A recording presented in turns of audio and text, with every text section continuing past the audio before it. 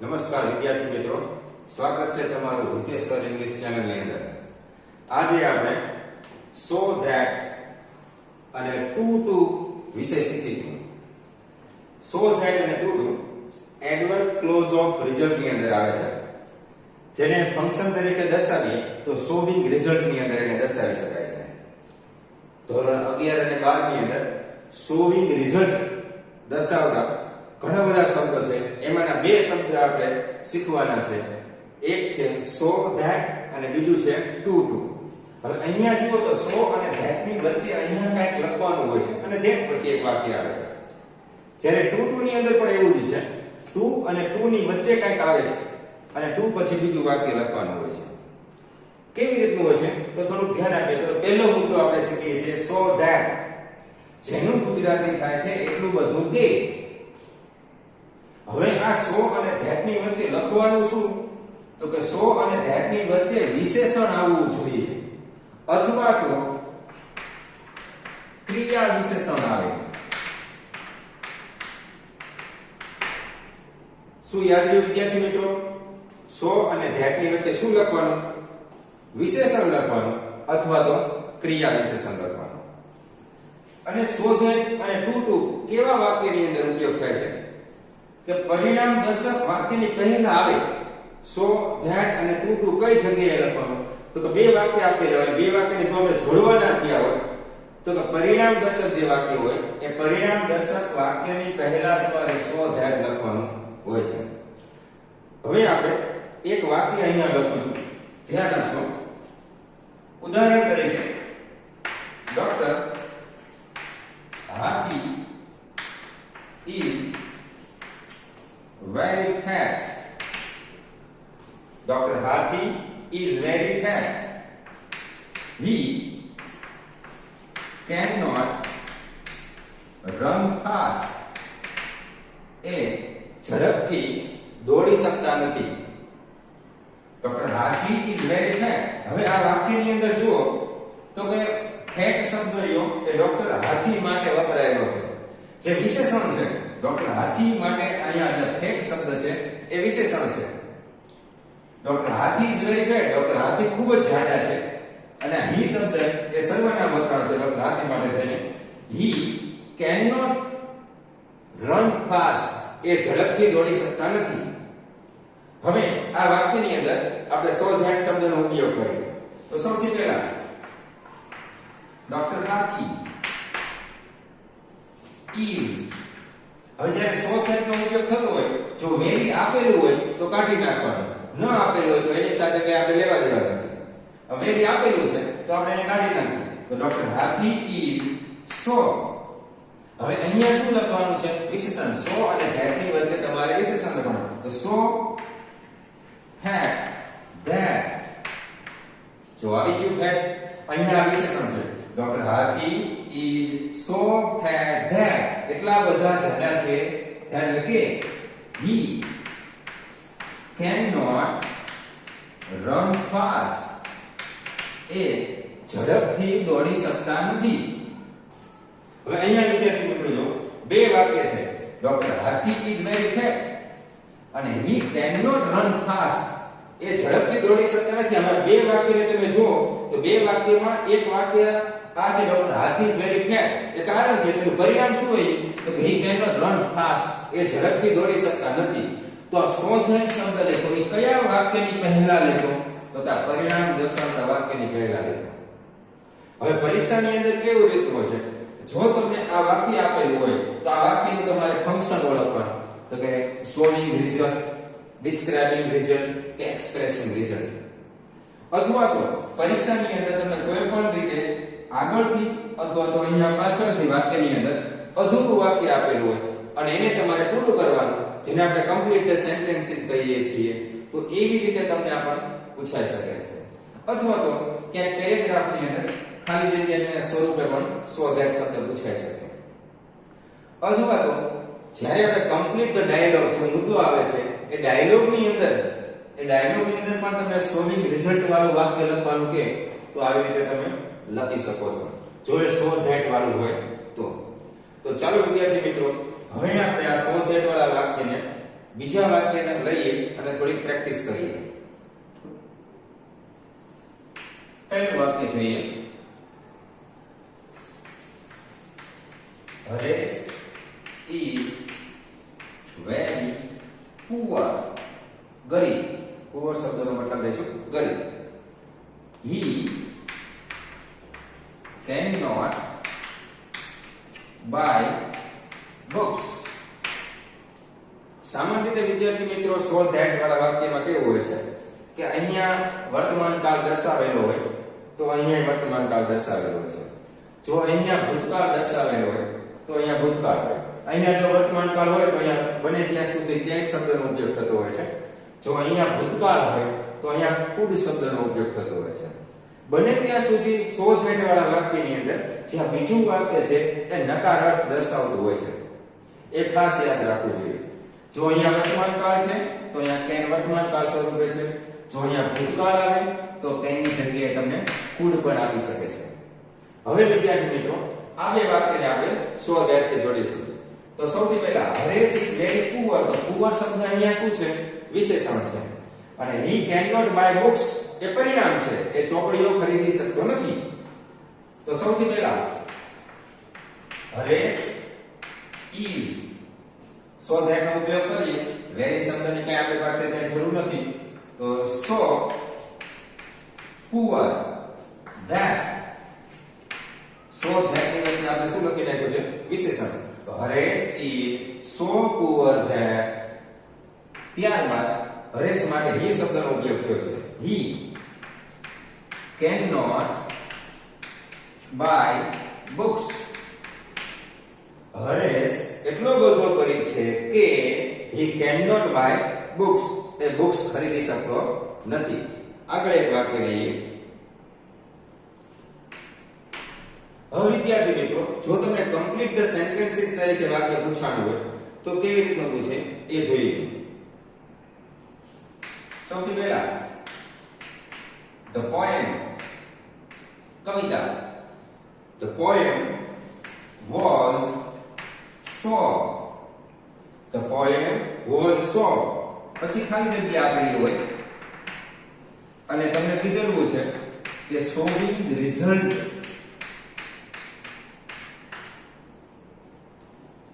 the poem was so.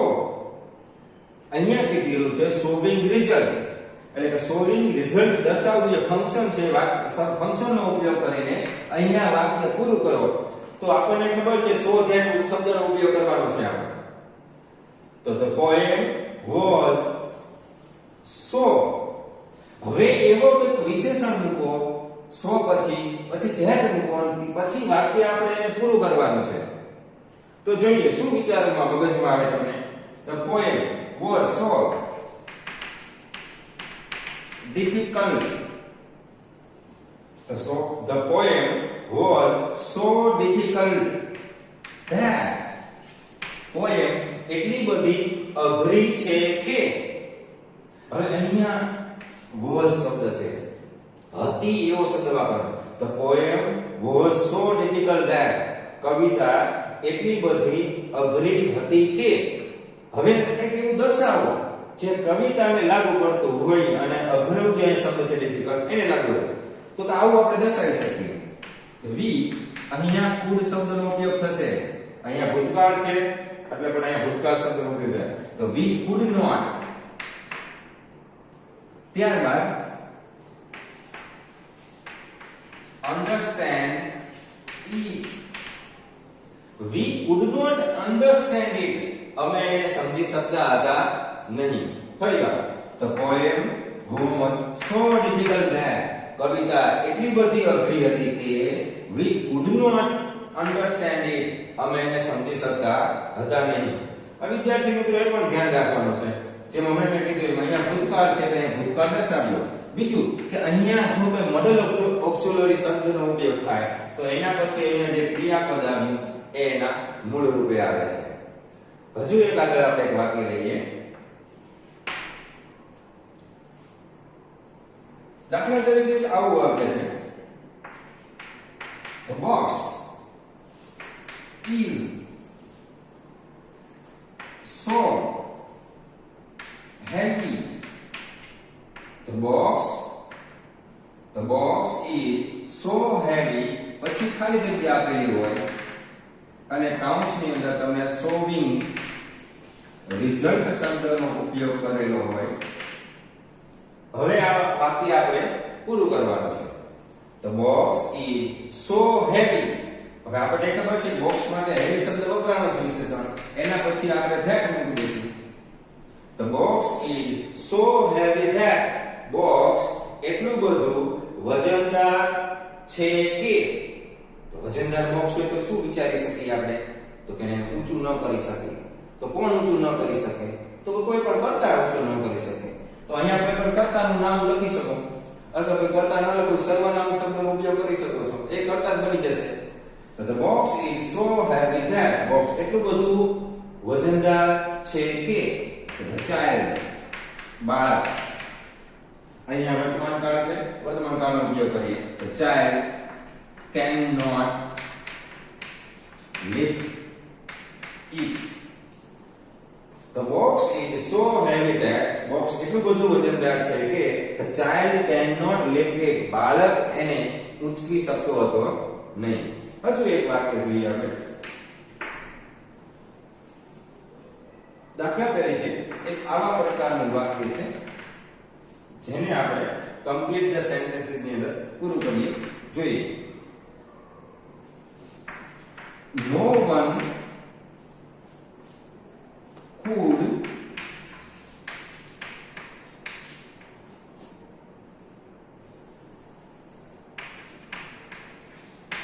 defeat him.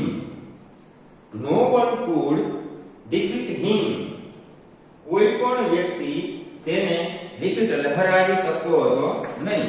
અને આપણને કીધું છે શોવિંગ રિઝલ્ટ. સૌથી પહેલા અહીંયા જ ખાલી જગ્યા આપી દીધી છે કમ્પ્લીટ ધ સેન્ટેન્સ ની અંદર.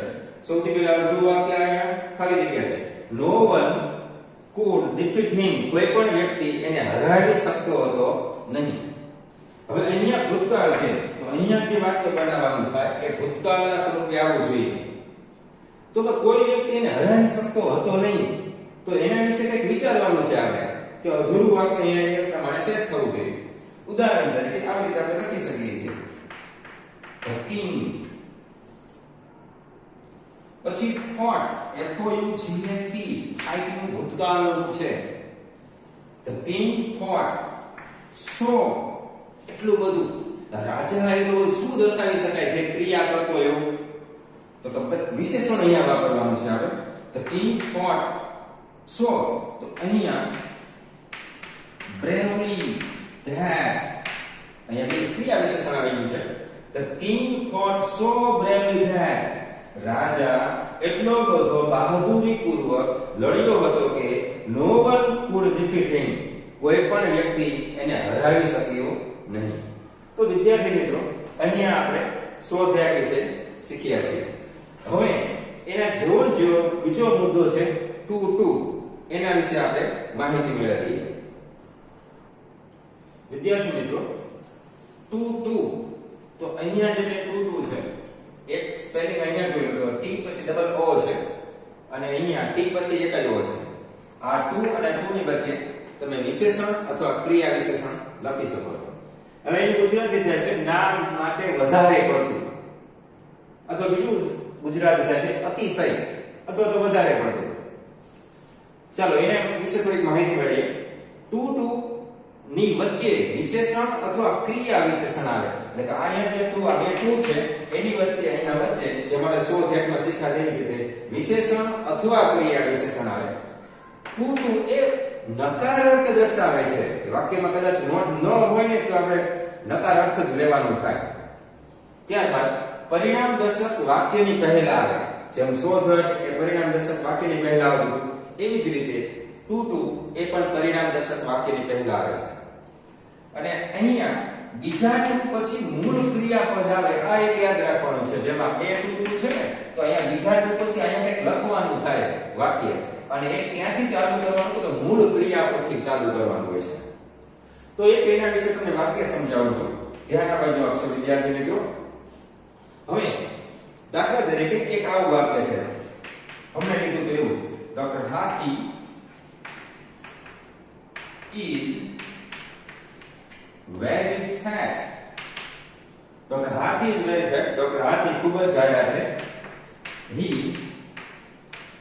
cannot run fast એ ઝડપથી દોડી શકતા નથી. Doctor Hathi is very fat, બહુ ખૂબ જ જાડા છે. he cannot run fast એ ઝડપથી દોડી શકતા નથી. તો અહીંયા ટુ ટુ શબ્દનો ઉપયોગ કરી તો સૌથી પહેલા ડોક્ટર હાથી is જેમ સો ફેટમાં આપણે વેરી શબ્દને કાઢતા હતા એવી જ રીતે ટુ ટુ ની અંદર વેરી શબ્દ આપેલો હોય તો કાઢી નાખવાનો, ન આપેલો હોય તો કોઈ વાંધો નથી. તો doctor Hathi is too fat, અહીંયા વિશેષણ આવી ગયું ટુ. હવે સો ફેટ કરતા થોડું વાક્ય બહુ સહેલું પડે છે. કેવી રીતે? તો doctor Hathi is too fat to. હવે અહીંયા વિશેષણ આવી ગયું ટુ પછી સીધું ઉપલા વાક્યમાંથી ક્રિયાપદને ગોતવાનું. ટુ રન ફાસ્ટ ઝડપથી દોડવા માટે. રન ગુજરાતી આવી રીતનું કંઈક થશે. Doctor Hathi is too fat to run fast. Doctor Hathi એ ઝડપથી દોડવા માટે ખૂબ જ જાડા છે. એનો મતલબ શું લેવાનો? તો કે 100 ફેટ પ્રમાણે લેવાનો કે ડોક્ટર હાથી એટલા બધા જાડા છે ઝડપથી દોડી શકતા નથી. પણ આનું ગુજરાતી શું થાય? Doctor Hathi is too fat to run fast. Doctor Hathi ખૂબ જ ઝડપથી દોડવા માટે ખૂબ જ જાડા છે. હવે વિદ્યાર્થી મિત્રો અહીંયા એક ખાસ એ પણ ધ્યાન રાખવાનું છે કે ટુ પછી અહીંયા મૂળ ક્રિયાપદ આવે. બીજું કે અહીંયા જો વર્તમાન કાળ છે તો કદાચ અહીંયા તમને વર્તમાન કાળ આપી શકે, પરંતુ આપણે ટુ ટુ શબ્દનો ઉપયોગ કરીએ તો ટુ પછી આપણે શું લખવાનું થાય? મૂળ ક્રિયાપદ. આ એક યાદ રાખવાનું છે. તો ચાલો વિદ્યાર્થી મિત્રો હવે આપણે આ ટુ ટુ વાળા વાક્યને આપણે કમ્પ્લીટ ધ સેન્ટેન્સીસમાં કેવી રીતે એનો ઉપયોગ થાય એ આપણે જોઈએ. વિદ્યાર્થી મિત્રો ટુ ટુ શોઈંગ રિઝલ્ટ ની અંદર ટુ ટુ એ શોઈંગ રિઝલ્ટ આવું ફંક્શન દર્શાવે છે. વાક્ય છે આવા પ્રકારનું: my grandfather was very old, he could not walk એ ચાલી શકતા નથી. મારા દાદા એ ખૂબ જ વૃદ્ધ હતા. વોઝ ભૂતકાળ દર્શાવે છે. અહીંયા વળી પાસે ભૂતકાળ આવ્યું. હી કુડ નોટ વોક એ ચાલી શકતા હતા નહીં. હવે વિદ્યાર્થી મિત્રો આ વાક્યને આપણે ટુ ટુ માં ફેરવીએ. કેવી રીતનું બનશે? તો ધ્યાન આ બાજુ આપશો વિદ્યાર્થી મિત્રો. સૌથી પહેલા વાક્યનો કરતા માય ગ્રાન્ડફાધર વોઝ વેરી શબ્દની કાંઈ જરૂર નથી. તો ટુ ઓલ્ડ અહીંયા વિશેષણ આવી ટુ ટુ ની વચ્ચે. ટુ ઓલ્ડ ટુ પછી ટુ પછી આ વાક્યમાંથી ક્રિયાપદ ગોતવાનું. તો ક્રિયાપદ કયું છે? વોક. લખી નાખવાનું. આવી રીતનું બને. My grandfather was too old to walk. મારા ગ્રાન્ડફાધર ચાલવા માટે ખૂબ જ વૃદ્ધ છે. એનો મતલબ શું લઈશું આપણે? તો સો દેટ પ્રમાણે મારા ગ્રાન્ડફાધર એટલા બધા વૃદ્ધ છે કે ચાલી શકતા નથી. પણ આનું ગુજરાતી કેવી રીતનું? મારા ગ્રાન્ડફાધરે ચાલવા માટે અતિશય કે વધારે પડતા વૃદ્ધ છે. હવે વિદ્યાર્થી મિત્રો બીજું વાક્ય જોઈએ આપણે. દાખલા એક આવું વાક્ય છે: The box is very heavy. The box is very heavy. Box ખૂબ જ વજનદાર છે. He cannot lift it. The box is very heavy. Box ખૂબ જ વજનદાર છે. He cannot lift it. તે તેને ઉચકી શકતો નથી. હવે આ વાક્યમાં થોડુંક તમે નિરીક્ષણ કરીને ધ્યાન આપો તો અહીંયા જે વાક્યનો કર્તા છે બોક્સ છે અને અહીંયા જે કર્તા છે હી છે, બંને અલગ અલગ છે. એવું પણ ધ્યાનમાં લઈ શકાય કે અહીંયા જે વાક્યનો જે કર્તા છે તો બોક્સ એ જાતે કોઈ ક્રિયા કરી શકતો નથી. બોક્સ જાતે થોડું કાંઈ ઉચકી શકે પોતાની રીતે. અહીંયા હી કે અગાઉના જે આની પહેલા જે વાક્ય લીધું હતું અને અહીંયા જે વાક્ય લીધું એ ગ્રાન્ડફાધર માટે જ અહીંયા હી શબ્દનો ઉપયોગ થયો છે. એટલે બે કર્તા સરખા છે. જ્યારે આ વાક્યની અંદર બે કર્તા અલગ અલગ છે અને આ કર્તા એ જાતે કોઈ ક્રિયા કરી શકતો નથી. હવે બંને કર્તા રહ્યા એ અલગ અલગ છે તો આને કેવી રીતે ફેરવવું ટુ ટુ ની અંદર? તો થોડું બીજા વાક્યો કરતા અલગ પ્રકારનું આવે છે. થોડું ધ્યાન રાખશો તો આવડી જશે. જો વિદ્યાર્થીઓ સૌથી પહેલા the box is વેરી શબ્દને કાંઈ જરૂર નથી. Too, the box is too heavy. ત્યારબાદ ટુ ક્રિયાપદ કેવું છે? તો કે લિફ્ટ. અહીંયા વાક્યમાં કરતા ધ બોક્સ છે, અહીંયા એક જ વાક્ય બનાવી દઈએ છે એટલે એ બીજા વાક્યમાં કાઢી નાખવાનું થાય. The box is too heavy to lift. પછી બોક્સ એ ઉચકવા માટે ખૂબ જ વજનદાર, પણ કોના માટે? તો કે ઈ કોઈ વાવવું જોઈએ ને, તો ઈ કોને લેવાનું? તો કે હી શબ્દનો ઉપયોગ કરવાનો. તો અહીંયા છે હિમ શું કરી નાખવાનું? તો કે ફોર હિમ આ લગાડવું ફરજિયાત છે. જ્યારે વાક્યમાં કરતા અહીંયા એવો કોઈ કરતા આવે જે કરતા જાતે કોઈ ક્રિયા કરી શકતો નથી અને અથવા તો બે કરતા અલગ અલગ છે, ત્યારે અહીંયા જે વાક્ય આવે એને ટુ ટુ માં જોડો ત્યારે ફોર શબ્દનો ઉપયોગ કરવાનો. ફોર પછી અહીંયા કર્તાનું બીજું રૂપ લખવાનું થાય. આ જ વાક્યને તમે બીજી રીતે પણ જોઈ શકીએ છીએ. આવી રીતે પણ બનશે. The box is too heavy, પછી ફોર હિમ એ અહીંયા પણ લખી શકાય છે. The box is too heavy for him to lift. આવી રીતે પણ ચાલે. એટલે અહીંયા વાક્યની અંદર આ બે રીતે ફોર વાળા શબ્દનો ઉપયોગ કરી શકાય છે. પછી અહીંયા ફોર મી પણ કરી શકો છો. જો વાક્યનો આપણે કમ્પ્લીટ ધ સેન્ટેન્સીસમાં લખવું હોય તો કે એમાં તો અડધું જ આવે, પણ આપણને ફરજિયાત બે વાક્ય આપી દીધેલા છે અને બીજા વાક્યની અંદર હી કરતા છે ને ફોર હિમ લખવું ફરજિયાત છે. પણ અહીંયા કમ્પ્લીટ ધ સેન્ટેન્સીસ તરીકે પૂછવાનું તો આવું વાક્ય જો પૂછાય તો ફોર શબ્દનો તમારે ઉપયોગ કરવાનો. ફ્રેન્ડ ફોર પછી તો કોઈ સર્વનામનો ઉપયોગ કરો, સર્વનામનો એ બીજું રૂપનો ઉપયોગ કરો, તો આવી રીતે ઉપયોગ થઈ શકે. તો ચાલો વિદ્યાર્થી મિત્રો, હવે આપણે આના થોડા કમ્પ્લીટ ધ સેન્ટેન્સીસ કેવી રીતના બનશે એ જોઈશું. વિદ્યાર્થી મિત્રો, માનો કે આવું વાક્ય આપેલું છે કમ્પ્લીટ ધ સેન્ટેન્સીસ ની અંદર જોઈએ. ટુ solve for me, ખાલી જગ્યા to solve for me. આપણે તમને સૂચના આપેલી છે solving result. હવે solving result નો ઉપયોગ કરીને આપણે આ વાક્ય પૂરું કરવાનું છે.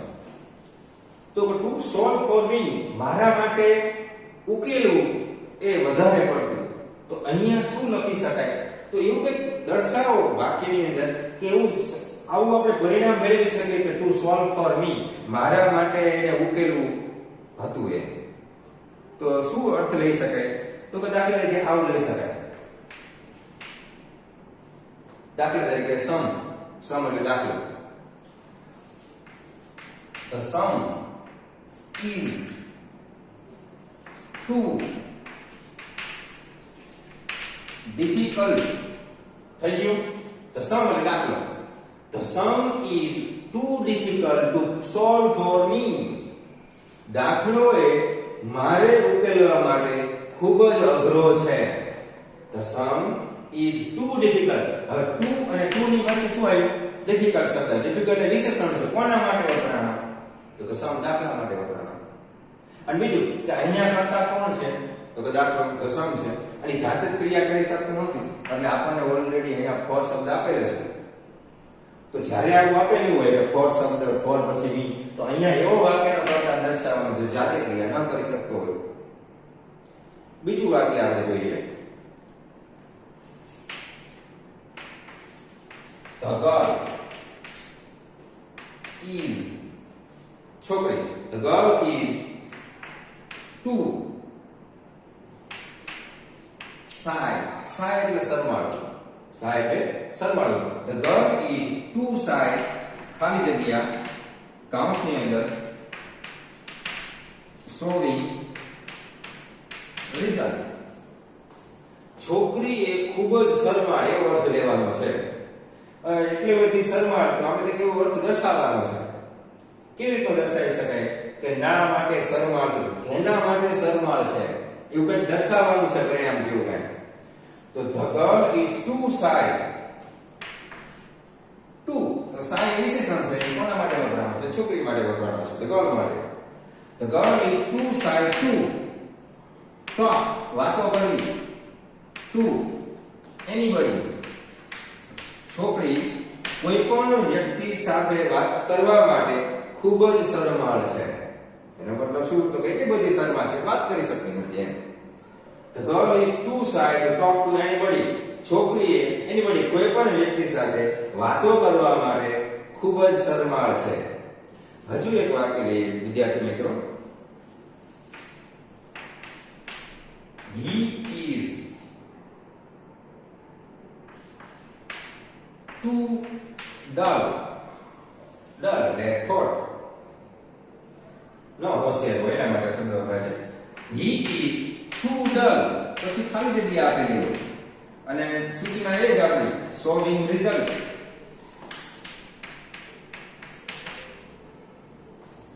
ચલો વિચારો તમારા મગજથી. He is too dull. dull એટલે ઠોઠ. ભણવામાં ના હોશિયાર હોય એના માટે વપરાયેલો શબ્દ છે. તો કેવી રીતે બનાવી શકીએ? તો he is too dull to પછી ક્રિયાપદ pass SSC exam. He is too dull to pass SSC exam. SSC HSC exam pass કરવા માટે ખૂબ જ ડલ છે. એનો મતલબ શું થાય? એ એટલો બધો ડલ છે કે HSC એક્ઝામ પાસ કરી શકવાનો નથી, કરી શકતો નથી. તો he is too dull અને વિશેષણ થઈ ગયું. એના પછી બે ટુકડી કરીને શું આવી ગયું? વિશેષણ. તો he is too dull to pass HSC exam. A HSC exam pass કરવા માટે ખૂબ જ ડલ છે. તો વિદ્યાર્થી મિત્રો, આજે આપણે બે શબ્દ શીખ્યા. સો પછી થોડી જગ્યા રાખીને that. So that. બીજો શબ્દ હતો ટુ. આ બંને શું દર્શાવે છે? તો કે શોવિંગ રિઝલ્ટ દર્શાવે છે, જેને એડવર્બ ક્લોઝ ઓફ રિઝલ્ટ ની અંદર એનો સમાવેશ થાય છે. તો વિદ્યાર્થી મિત્રો, હવે નેક્સ્ટ વિડિયોની અંદર આપણે શોવિંગ રિઝલ્ટ ની અંદર બીજા જે શબ્દ આવે એના વિશે આપણે જોઈશું. ત્યાં સુધી વિદ્યાર્થી મિત્રો આવજો.